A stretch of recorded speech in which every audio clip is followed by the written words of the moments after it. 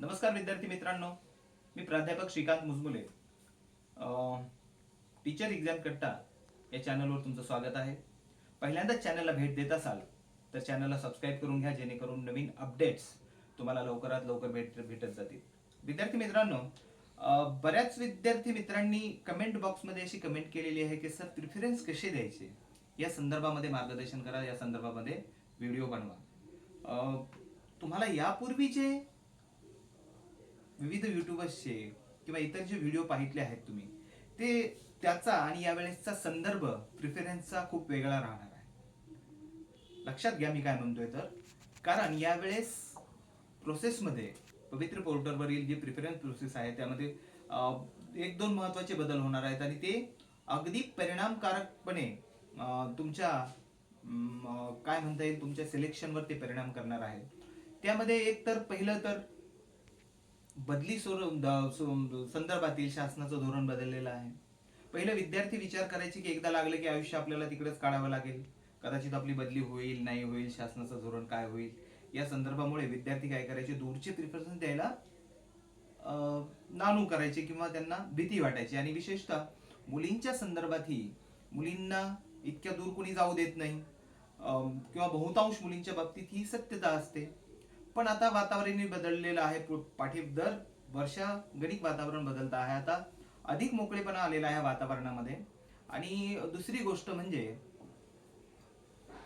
मधल्या काळात अनुभव असा आहे की सगळेच विद्यार्थी ज्यांना नोकरी कुठेही मिळेल तरी चालेल अशी भावना होती, ते काय करत होते, दुर्गम भाग जो आहे तो दुर्लक्षित राहत असेल त्यामुळे अशा भागामध्ये प्रेफरन्स देत होते आणि मग तिथलीही मेरिट हाय येत होती. अगदी चांगल्या गजबजलेल्या जिल्ह्याच्या ठिकाणचं सोडून अशा दुर्गम भागामध्ये विद्यार्थ्यांची मेरिट जास्त आलेली बऱ्याच ठिकाणी दिसून आलेली आहे.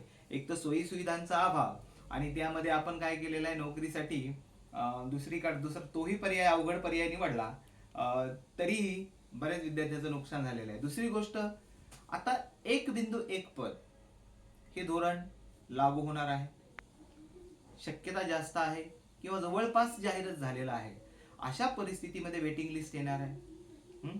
मग विद्यार्थी जो नेक्स्ट राऊंड साठी थांबायचा, त्या विद्यार्थ्याला नंतर आपण जर पहिला प्रिफरन्स सोडला, पहिल्यांदा जर जॉईन नाही झालो, कुठे सिलेक्शन झालं तर पुढे भेटेल की नाही हा सुद्धा प्रश्न आहे. अगोदर आपण जर जॉईन आहोत अशा विद्यार्थ्यासाठी तर हा मोठाच संकटाची बाब राहणार आहे. तिसरी गोष्ट म्हणजे वेटिंग लिस्ट. वेटिंग लिस्ट ही संस्थांसाठी तर गेल्या वेळेस सुद्धा होती अवेलेबल, पण तितकीशी ती प्रभावीपणे राबवली गेली का नाही यावेळेस या बाबतीत आपल्याकडे आकडेवारी उपलब्ध नाहीये. पण यावेळेस वेटिंग लिस्टची मागणी ही प्रखरतेने करण्यात आल्यामुळे ती काय म्हणता येईल की अत्यंत कठोरपणाने शासनाने राबवायचा निर्णय घेतला तर वेगळीच गोष्ट आहे. आता बदलीचा निर्णय घेतल्यामुळे शिक्षकांची बदली होत असल्यामुळे असं कुठेही सिलेक्शन झालं तरी 2-3 वर्षांनी आपल्याला आपल्या गावाकडे, आपल्या जिल्ह्यामध्ये, कमीत कमी आपल्या विभागामध्ये सिलेक्शन होऊ शकतं किंवा आपल्याला तिथं बदली करून घेऊन जाता येईल. हेही धोरण असल्यामुळे प्रिफरन्स देताना दूरचे प्रिफरन्स स्वीकारण्याची ही विद्यार्थ्यांनी शक्यता आहे. त्यामुळे कमी मार्कवाले विद्यार्थी पूर्वी जे दुर्गम भाग निवडायचे आणि त्यांचं तिथं सिलेक्शन व्हायचं, अशातलाही काही भाग राहिलेला नाही. म्हणजे दुसऱ्या विद्यार्थ्यांना, अगदी चांगल्या मार्कवाल्या विद्यार्थ्यांना जरी दुर्गम भाग आला तरी ते स्वीकारण्याची सुद्धा शक्यता आहे. आणि नो रिस्क म्हणून मध्यम मार्कवाले काय करतील, असा भाग निवडतील. आणि सगळी शक्यता अशी आहे की बहुतांश विद्यार्थी असा विचार करतील आणि नो रिस्क फॅक्टर म्हणून तिकडे भाग घेतील, दुर्गम भागामधील प्रिफरन्स पहिल्यांदा देतील आणि इकडले अवघड देतील. त्यामुळे ही सगळीच प्रक्रिया थोडी आता क्लिष्ट आहे. त्यासाठी आपल्याला शासनाच्या निर्देशांचा, पवित्र पोर्टलवर जे निर्देश येतील त्यांचा सर्वंकष अभ्यास करावा लागेल. काही बाबती गेल्या वेळेसच्या पवित्र पोर्टल ला जे नियम होते किंवा जे निकष आपण विद्यार्थ्यांनी ठरवले होते की हाय टू लो वर्गांसाठी, म्हणजे अगोदर वरच्या वर्गांना आणि नंतर खाली, हे नियम तर सेमच राहणार आहेत. या बाबतीमध्ये तर काही विषयच नाही. पण इतरही बरेच मुद्दे आहेत ज्यांचा संदर्भ अगदी बारीक सारीक पद्धतीने आपण घेणार आहोत आणि विद्यार्थ्यांना प्रिफरन्स कसे द्यायचे या संदर्भामध्ये व्हिडिओ नक्कीच टाकणार आहोत. पण ज्या वेळेस शासनाच्या नोटीसमध्ये तसे निर्देश येतील की कशा प्रकारे क्रायटेरिया ठरलेला आहे. एकाच 3 झालेला आहे, ठीक आहे, पण त्यामध्येही अनेक बाबी आहेत ज्यावर आत्ताच बोलणं आपण योग्य होणार नाही.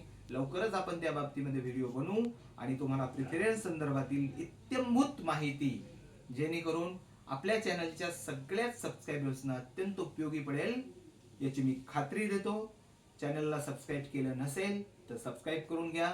नोटीसची आपण वाट बघूया. तुर्तास आज NT ABCD या चारही कॅटेगरी संदर्भात कट ऑफ किती असू शकेल या संदर्भात आपला संध्याकाळी व्हिडिओ येईल. चॅनलला सबस्क्राईब करा, आवडला तर लाईक आणि शेअर करा. धन्यवाद.